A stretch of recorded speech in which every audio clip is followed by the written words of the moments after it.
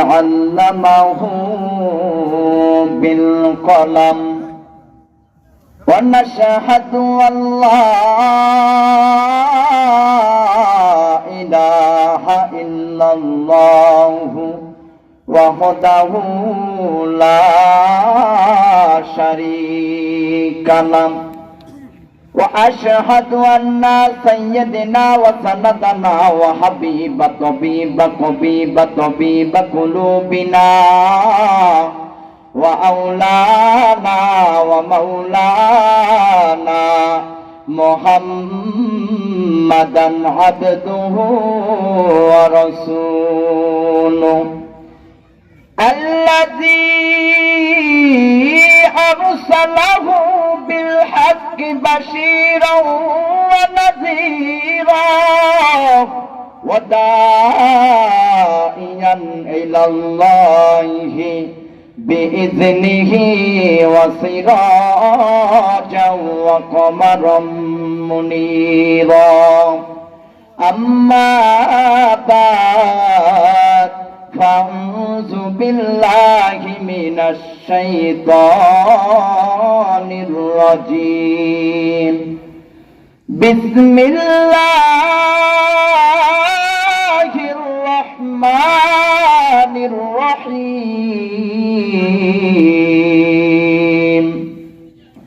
قل إن كنتم تحبون الله فاتبعوني يحببكم الله ويغفر لكم ذنوبكم والله غفور رحيم إلى آخر الآية. وقال الله تعالى في كلامه المجيد وقضى ربك ألا تعبدوا إلا إياه وبالوالدين إحسانا صدق الله مولانا العظيم.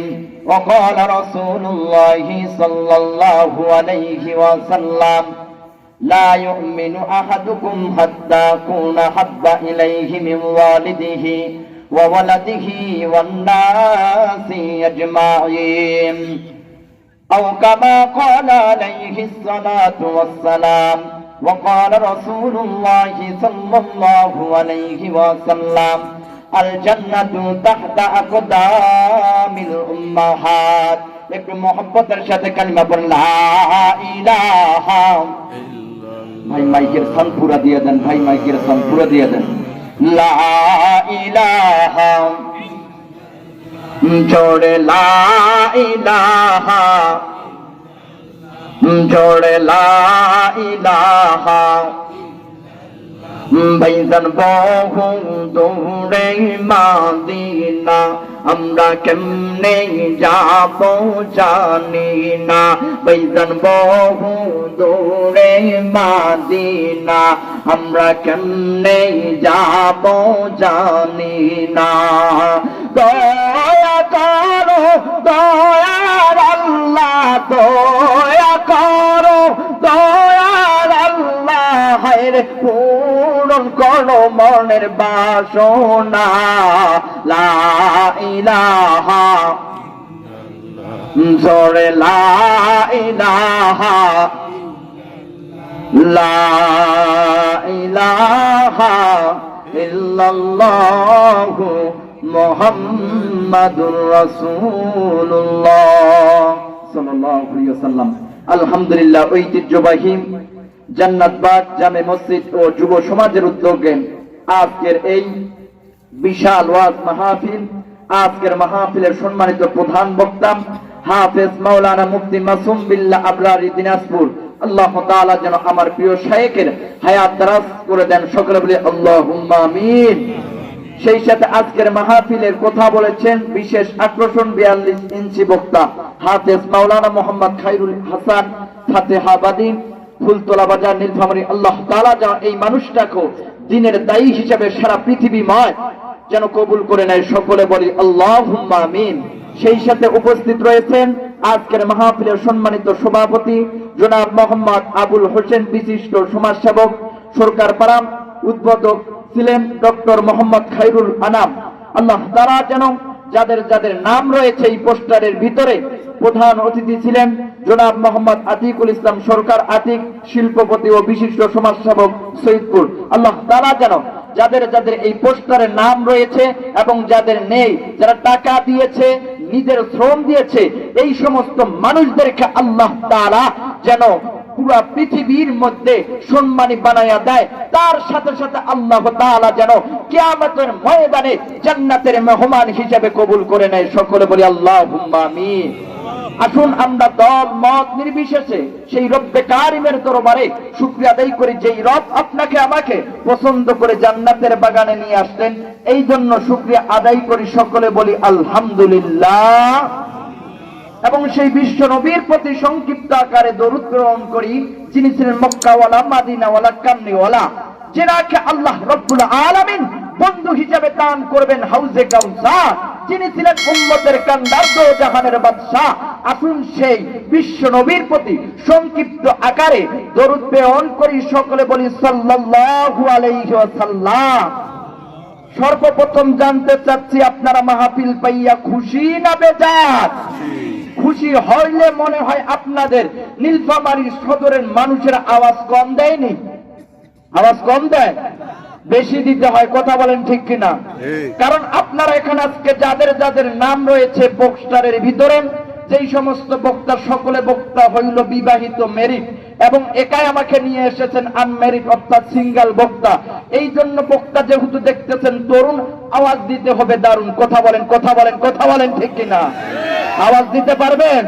বিশেষ করে টার্গেট করে কথা বলতেছি, যেই সমস্ত যুবক ভাই এখনো পর্যন্ত গার্লফ্রেন্ডের লগে ঘুরে বেড়াইতেছেন। এই যুবক কথা যে কয় না, দোকান পাশা বসে নাই, বসছে না। যুবক ভাইরা জানেন, এখানে আসছে কিছু কিছু আমার যুবক ভাই আসছে যে কোরআনের মাহফিলে দেখেন বসে গেছে, কিছু কিছু আসছে গার্লফ্রেন্ডের সাথে ঘুরে বেড়াইতেছে। কথা বলেন। শুধু তাই না, কিছু কিছু বিআইন আর বিআই এখনো পর্যন্ত বাদাম চিবাইতে আছে, চিবাইতে আছে। এইদিকে ওয়াজ শেষ হয়, তারপরও বিআই বিআইনের গল্প শেষ হয় না। কথা বলেন, কথা বলেন ঠিক কিনা? শুধু তাই নয়, তাই নয় ভাই, বলেন তো আজকে এখানে যারা বসেছেন, পুরুষের প্যান্ডেলে বসে গেছে আমার আব্বা জানরা, আমার যুবক ভাইরা, আর আমার মহিলা প্যান্ডেলে বসে আছেন আমার মা ও বোনরা। কিন্তু বাইরে যারা বাকি যেই সমস্ত লোক ঘুরে ফিরে বেড়াইতেছে, বলেন এরা কি? হিজিরা। কথা বলেন ঠিক কিনা? আওয়াজ দিতে হবে। কথা বলেন ঠিক কিনা? এরা কি? আরো জোরে হচ্ছে না তো? কথা বলেন ঠিক কিনা? এই জন্য বলি, যারা ঘুরে ফিরে বেড়াইতেছেন চিহ্নিত করে রাখেন কারা কোরআনের মাহফিলে না বসে ঘুরে ফিরে বেড়াইতেছে। কথা বলেন ঠিক কিনা? এমনও হইতে পারে আজকে কথা বলতেছেন, এমনও হইতে পারে কোরআনের মাহফিলে না বসার কারণে আল্লাহ তাআলা জবানটা বন্ধ করে দিতে পারে। কথা বলেন ঠিক কিনা?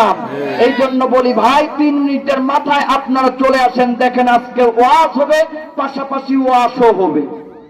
কথা বুঝতে পারছেন? কথা বলেন ঠিক কিনা? আপনারা আছেন তো? যদি আমাদেরকে ইসলামের জন্য শহীদ হতে হয়, আমরা রাজি আছি না ইনশাআল্লাহ? কথা বলেন ঠিক কিনা? আপনারা আওয়াজ দিতে পারবেন? একটু জোরে নারায়ে তাকবীর, নারায়ে তাকবীর, দিন ইসলামের আলো, নারায়ে তাকবীর। আলেম ওলামা যেখানে, নাইকা মাহিয়া মাহি যেখানে, নারায়ে তাকবীর, নারায়ে তাকবীর। আওয়াজ দিতে পারবেন? আওয়াজ দিতে পারবেন? একটু কষ্ট করে হলেও সবাই লাফ মেরে উমরের মতো দাঁড়াইতে হবে। কে কে দাঁড়াইয়ে যান, একটা মানুষও বসে থাকবেন না, সকলে দাঁড়িয়ে যাবেন ইনশাআল্লাহ। আমি বক্তাও দাঁড়াবো। চলে আছে আর একটু তাকবীর দেন, নারায়ে তাকবীর। দেশের হয়েছে জন্ম, ইসলামের বিরুদ্ধে গেলে দেশ হবে ভিন্ন।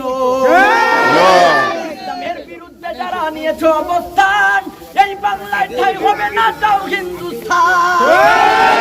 মুসলমানের এই জমিনে নাস্তিকদের ঠাই নাই, নাস্তিকদের পক্ষে যারা তাদের কোনো রক্ষা নাই।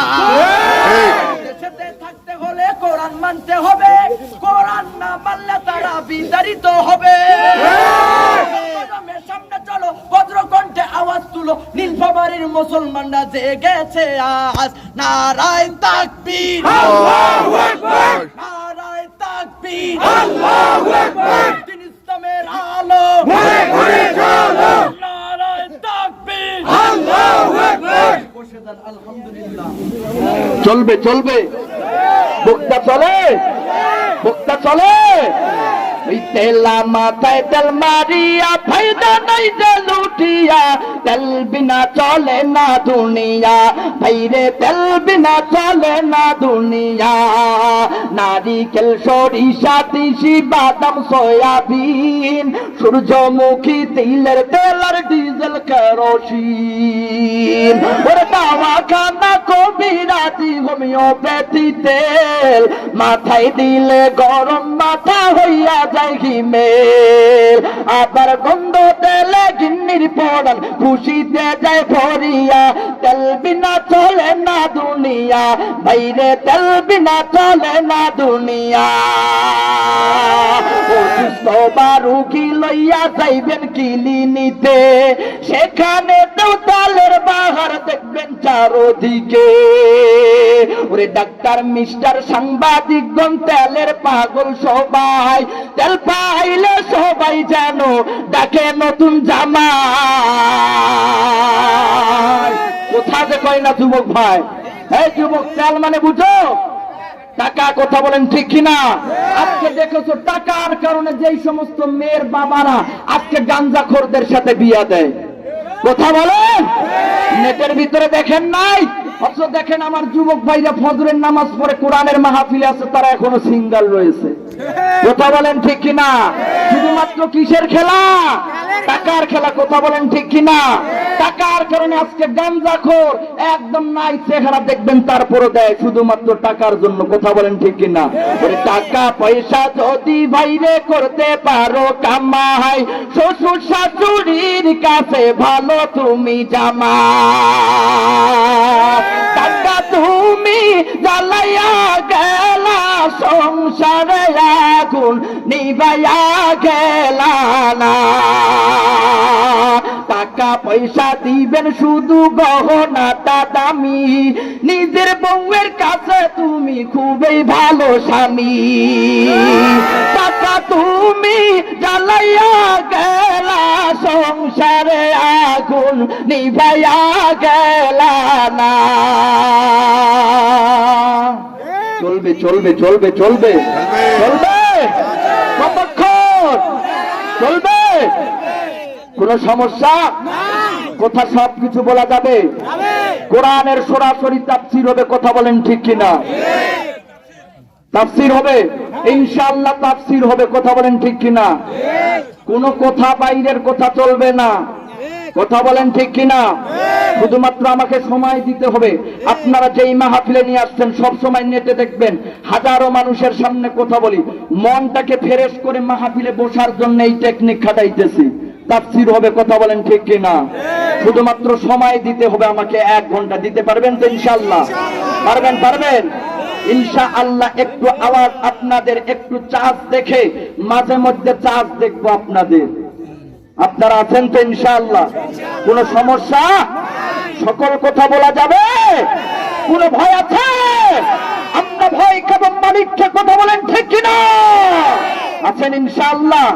যখন আমি আঙ্গুলটা এইরকম করব আপনারা একটু আওয়াজ দিতে পারবেন?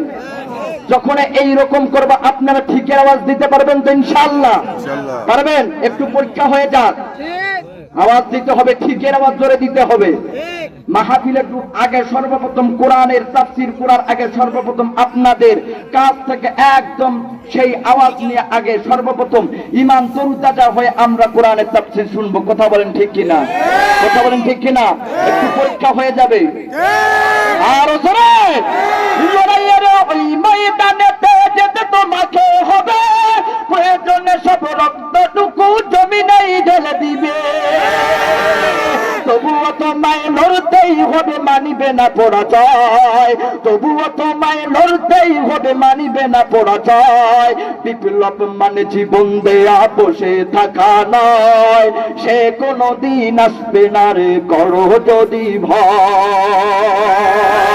আসবে বিজয়ী রক্ত আর জীবনের বিনিময়, আসবে বিজয়ী রক্ত আর জীবনের বিনিময়। বিপ্লব মানে জীবন দেয়া বসে থাকা নয়, সে কোনো দিন আসবে না রে, করো যদি ভয়।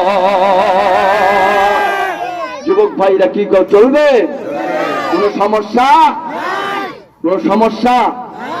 এখন যদি কেউ কোনো কথা বলে কোরআনের মাহফিলে, তাকে ছাড় দেওয়া হবে? কথা বলেন ঠিক কিনা? এই জন্য ভাইয়েরা আমার, সর্বপ্রথম আসেন আল্লাহ রাব্বুল আলামিন পবিত্র কোরআনুল কারীমের ভিতরে কি বলেন? কুল, হে নবী আপনি বলে দিন, ইন কুনতুম তুহিব্বুনাল্লাহ, যারা আমি আল্লাহ তাআলাকে ভালোবাসতে চাও, ফাত্তাবিউনি, তারা যেন আপনার অনুসরণ করে। কয় কার অনুসরণ? কয় রহমাতুল লিল আলামিনের অনুসরণ। কই কেমন কইরা অনুসরণ করলে লাভ কি, লাভ কি, লাভ কি? আল্লাহ তাআলা জানাইয়া দেয়, ইউহিব্বুকুমুল্লাহ, আমি আল্লাহ তাআলা তাদেরকে ভালোবাসবো। কই ভালোবাসলে লাভ কি? কয় ইয়াগফির লাকুম যুনুবাকুম আল্লাহু গফুরুর রহিম। কই আমি আল্লাহ তাআলা যাদের ভালোবাসি তাদের গুনাহ খাতা মাফ করে দে। জানলাম আমরা ভাইরা আমার, আল্লাহ তাআলার প্রিয় নবীকে ভালোবাসতে হবে।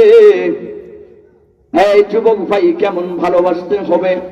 আপনার আমার মায়ার নবী বলেন, লা ইউমিনু আহাদুকুম হাত্তা কুনা হাব্বা ইলাইহি মিন ওয়ালিদিহি ওয়া ওয়ালাদিহি ওয়ান নাসি আজমাইন। তোমরা ততক্ষণ পর্যন্ত পূর্ণাঙ্গ কামেল মুমিন হতে পারবে না যতক্ষণ না পর্যন্ত আমি নবীকে তোমাদের স্ত্রী, মাতা পিতা, সন্তানের চাইতে বেশি না মহব্বত করবা, ততক্ষণ পর্যন্ত তোমরা পূর্ণাঙ্গ কামেল মুমিন হতে পারবে না। কথা বলেন ঠিক কিনা? আপনি সেই ভালোবাসেন, মুখে বলেন ভালোবাসি, অথচ নবীর সুন্নত আপনার মুখে নাই। কথা বলেন ঠিক কিনা? শুধু তাই নয়, শুধু বলেন মুখে বলি ভালোবাসি, অথচ আপনি ওয়াজের মাঠে এসে হুজুরকে টার্গেট করে কথা বলবেন, এইদিকে আপনি বিড়ি খাইয়া আবার মুসলমানদের বিরুদ্ধে কথা বলবেন। কথা বলেন ঠিক কিনা? সব সময় হুজুরদের বিপক্ষে কথা বলে। কথা বলেন ঠিক কিনা? কথা বলেন। চলবে ভাই? কোন সমস্যা আছে? ভাইরা আমার এবার চলে আসেন, কেমন ভালোবাসতে হবে। এই যুবক ভাই, ওই নবীকে কি রকম ভালোবাসতে হবে? আল্লাহর প্রিয় সাহাবীরা, আল্লাহর নবীর প্রিয় সাহাবীরা কেমন আল্লাহর প্রিয় নবীকে ভালোবাসছিলেন জানেননি? জানেননি? এই মুসলমান, এই যুবক ভাই, ভালো করে শুনে নাও কেমন ভালোবাসছিলেন। হযরত বেলাল একদিন আযান দিছে, যখন আযান দিছে রে, এমন সময় একটা মহিলা আযান শোনার পরে, একটা আওয়াজ শোনার পরে মহিলাটা রাতের গভীর আঁধারে কান্না শুরু করে দিয়েছে। ওই মহিলাটা মাত্র কয়েক বছরের বাচ্চা ছিল, কয়েক বছরের বাচ্চা ছিল। ওই বাচ্চাটা তাকাইয়া দেখে বেলালের কণ্ঠে আযান শোনার পর, বেলালের কণ্ঠে একটা আওয়াজ শোনার পর ওই মহিলাটা কান্না শুরু করে দিয়েছে। যখন কান্না শুরু করে দিয়েছে, এই যুবক ভাই, যখন ওই মহিলাটা কান্না শুরু করে দিয়েছে, ওই মহিলাটার ৬-৭ বছরের বাচ্চাটা আম্মারে জানাইয়া দেয়, মা গো এতদিন যখন নবীর মুয়াজ্জিন বেলাল আজান দিত গো মা, এ মা আমি দেখতাম আপনি নামাজের মধ্যে দাঁড়িয়ে যাইতেন, নামাজের মধ্যে দাঁড়িয়ে যাইতেন। কি গো মা আজকে দেখি যখন বেলালের আজান শুনছেন, দেখি মা গো আপনি আজকে নামাজের মধ্যে দাঁড়ান নাই, কি ব্যাপার আজকে আপনার দুই চোখ দিয়া পানি পড়তেছে, কারণটা কি গো মা? এ মা কি এমন বেলাল বলেছে যার কারণে আপনার দুই চোখ দিয়া পানি পড়ে রে মা? মা গো একটু কি কোন যাইতো গো মা, একটু কি বলা যাইবো মা? এবার জানাইয়া দেয় বাবা, ছোট্ট বাচ্চাকে জানাইয়া দেয় বাবা রে, এতদিন যখন ওই বেলাল নবীর মুয়াজ্জিন মসজিদের মিনারের মধ্যে আজান দিত, তখন তো নামাজের মধ্যে দাঁড়িয়ে যাইতাম রে বাবা, কিন্তু বাবা রে আজকে নবীর মুয়াজ্জিন বেলাল আজান দেয় নাই, আজান দেয় নাই, আজকে একটা শব্দ ব্যবহার করেছে, হাইয়া আলাল জিহাদ, হাইয়া আলাল জিহাদ। আজকে ডাক দিয়ে বলেছে, কে আছো? আসো রে নবীজির সাথে যুদ্ধের ময়দানে যাও, নবীজির সাথে যুদ্ধের ময়দানে যাও। কই বাবা রে এতদিন তো বেলাল নামাজের জন্য ডাক দিত, আজকে ডাক দেয় না, আজকে ডাক দেয়নি, আজকে যুদ্ধের ময়দানে যাওয়ার জন্য ডাক দিয়েছে। কই মা তাহলে আপনি কিসের জন্য কান্না করতেছেন? কই বাবা তুই তো জানোস রে তোর বাবা কিছুদিন আগে নবীর সাথে যাইয়া যুদ্ধের ময়দানে শহীদ হইয়া গেছে, আল্লাহ বড় দরবারে মকবুল হইয়া গেছে, প্রিয় বান্দা হইয়া গেছে। এই বাবা রে আমি কান্না করি, আমার ঘরের ভিতরে উপযুক্ত সন্তান নাই, কে যাবে নবীর সাথে যুদ্ধের ময়দানে, কে যাবে যুদ্ধের ময়দানে? আমি কান্না করি, নবী আমার যুদ্ধের ময়দানে মার খাইবে আর আমি ঘরে বইয়া বইয়া খানা খাইমু, এটা সহ্য হইতে পারে না রে বাবা। আমি চিন্তা করি আমার যদি একটা সন্তান উপযুক্ত থাকতো তাহলে যুদ্ধের ময়দানে পাঠাইয়া দিতাম আর আমি শহীদের মা হইয়া যাইতাম। হে মা তাহলে আপনি নবীর ভালোবাসার জন্য কান্না করতেছেন গো মা? এ মা আমিও কিন্তু নবীজিকে অনেক মহব্বত করি গো মা, আমিও আমার মায়ার নবীকে খুবই ভালোবাসি গো মা। ও মা আমি আপনার কাছ থেকে একটা ওয়াদা করছি গো মা। ও মা তোমাকে জানাইয়া দে, ও মা আমার মাত্র কয়েক বছর গো মা, 6-7 বছরের বাচ্চা আমি। ও মা তোমার কাছ থেকে একটা আমি ওয়াদা করছি গো মা। ও মা একটা নিয়ত করছে, তোমাকে আমি শহীদের মা না বানাইয়া আমি কাল আর বাড়িতে ফিরে আসবো না। ওই মা কান্না করার দরকার নাই, একটা আমি নিয়ত করেছি আপনাকে শহীদের মা বানাবো, তারপর আমি এই বাড়িতে আগামীকাল বাড়ি ফিরবো। ভাই মা কান্নার দরকার নাই, খালি ফজরটা হইয়া যাক আমি নবীজির কাছে চইলা যাবো।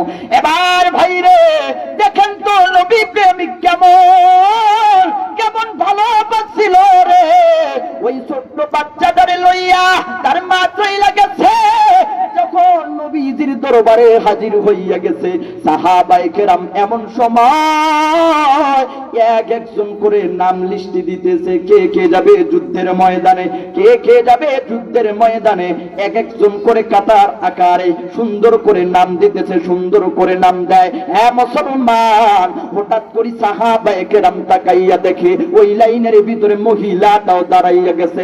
ডাক দিয়া বলে, কি ব্যাপার? হ্যাঁ মহিলা, হ্যাঁ মা কিসের জন্য আপনি দাঁড়াইয়া গেছেন, এই লাইন তো পুরুষের লাইন, এই লাইন তো মহিলার লাইন না। আপনি কিসের জন্য আসছেন? মহিলারা যুদ্ধের ময়দানে যাইতে পারবে না, আপনি কিসের জন্য লাইনের মধ্যে দাঁড়াইয়া গেছেন? ডাক দেয়া বলে, ও সাহাবায়ে কেরাম, আমি যুদ্ধের ময়দানে যাব না, আমি যুদ্ধের ময়দানে যাব না, এই ছোট্ট বাচ্চাটাকে আমি যুদ্ধের ময়দানে পাঠাইয়া দিব। সাহাবায়ে কেরাম আশ্চর্য হয়ে গেল, হায় রে, মাত্র কয়েক বছরের বাচ্চা যুদ্ধের ময়দানে পাঠাবে? এই মহিলা পাগলি হইয়া গেছে মনে হয়, মাথা ঠিক নাই, চেঁচামেচি শুরু কইরা দিছে। এই চেঁচামেচির আওয়াজ আপনার আমার মায়ার নবী রহমাতুল লিল আলামিনের কাছে চইলা গেছে। রহমাতুল লিল আলামিন জানাইয়া দেয়, ও সাহাবায়ে কেরাম, কি ব্যাপার? লাইনের ভিতরে এত কিসের চেঁচামেচি, হইচই কি কারণে রে?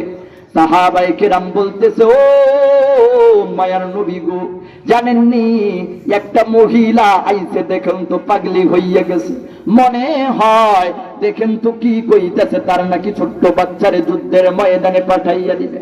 এবার মায়ার নবী ডাক দিছে, মা এইদিকে আসেন, কি সমস্যা?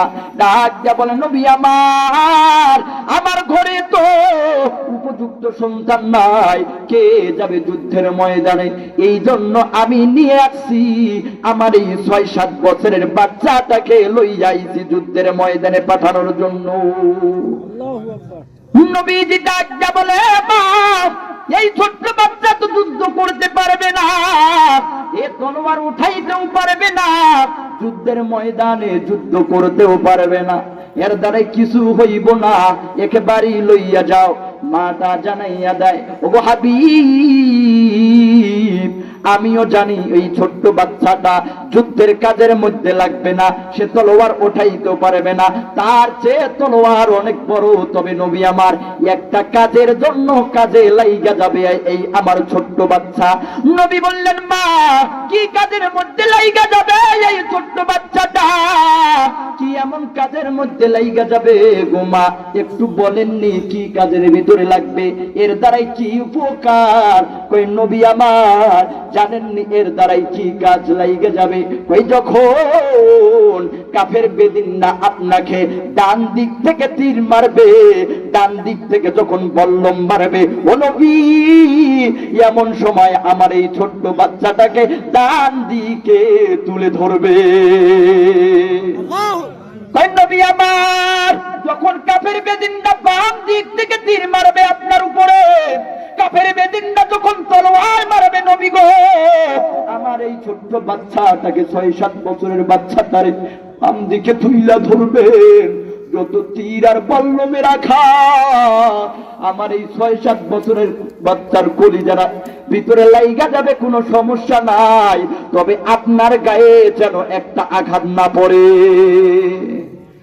নবী আমার শুধু তাই নাই, যখন সামনের দিক থেকে কাফেররা তীর মারবে, আমার ছোট্ট বাচ্চাটার তুইলা ধরবেন, তার কলিজার ভিতরে তীর লাইগে যাবে, কলিজার মধ্যে তীর লাগবে, সমস্যা নাই, তবে নবী গো আপনার গায়ে যেন একটা তীর না লাগে।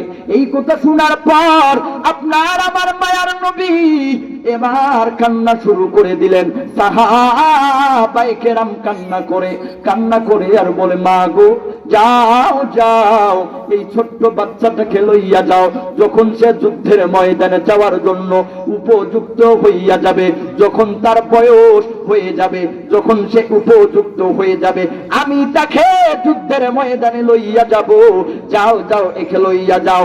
এবার তার মা তাকে কোলে লইয়া যখন চইলা যায়, এমন সময় ছোট্ট বাচ্চাটা কোল থেকে নাইমা মায়ের আঁচলটা টাইনা ধরছে। এ মা, না না গো, আমি বাড়িতে যাব না। কই কেন রে বাবা? কই মা, গতকাল না একটা আমি নিয়ত করেছি, আপনাকে শহীদের মা না বানাইয়া আমি বাড়ি ফিরবো না। ও মা বলো না আমি কেমন করে বাড়িতে যাই? ও মা, আমি বাড়িতে যাব না, বাড়িতে যাব না, আমি আপনাকে শহীদের মা বানাবো, তারপর বাড়িতে যাব। এবার ওই ছোট্ট বাচ্চাটা মাকে ডাকার পরে আবার নবীজির কাছে গেছে, নবীজির দরবারে যাইয়া বলতেছে, নবী গো আমি যুদ্ধের ময়দানে যাব। নবী বলতেছে, বাবা আমি তো বলেছি যখন তুমি উপযুক্ত হইয়া যাইবা, যখন তোমার বয়স হইয়া যাবে যুদ্ধের ময়দানে যাওয়ার জন্য, আমি তোমাকে এমনি এমনি করে ডাক দিয়ে লইয়া যাইব রে বাবা, যাও যাও বাড়িতে যাও। না না নবী গো জানেননি আপনারে একটা আমি কথা জিজ্ঞাসা করি, বলেন তো ওগো নবী,